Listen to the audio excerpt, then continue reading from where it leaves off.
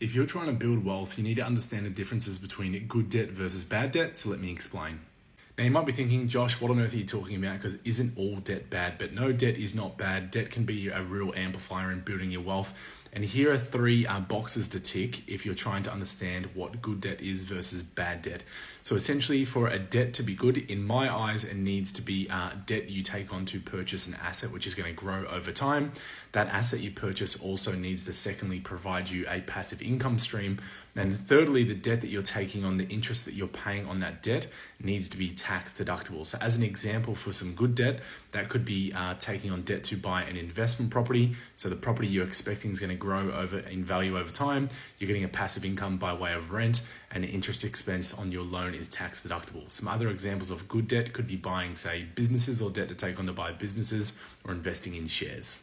So of course, to understand what bad debt is just the reverse. So essentially you're taking on debt to buy something which is not going to be increasing in value over time. So typically that would be taking on, say, a car loan to buy a car.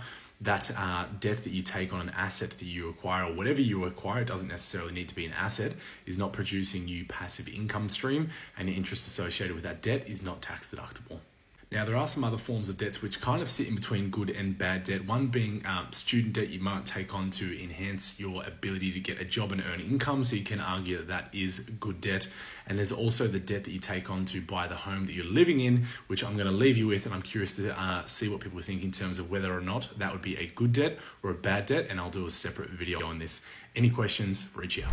Good advice there. Generally, you want to keep your debts that are tax deductible. However, there are a couple of instances where they wouldn't be tax deductible, but they also can work out in your favor. If you were to get a credit card and pay the balance before the due date, you can pay 0 interest, up to 51 days interest-free on some cards. And even if you don't run a business in that case, you could keep extra money in your offset account for an extra 51 days and you will pay less interest because the interest will be constantly calculated in your offset account. But if you have it on your credit card, you don't have to physically take it out of your offset account over that 51-day period. The other thing to note as well with a car, if you are using it for business purposes, you can get a deduction on some of that interest. But it also might be a good idea to finance your car because it will reduce the burden of all the payments, will help with your cash flow, and it's not always the worst thing if it is an essential item that you do need. So it's not always super clear cut, but you need to have a bit of a strategy in place to expect longer term value. Otherwise, everything in this video,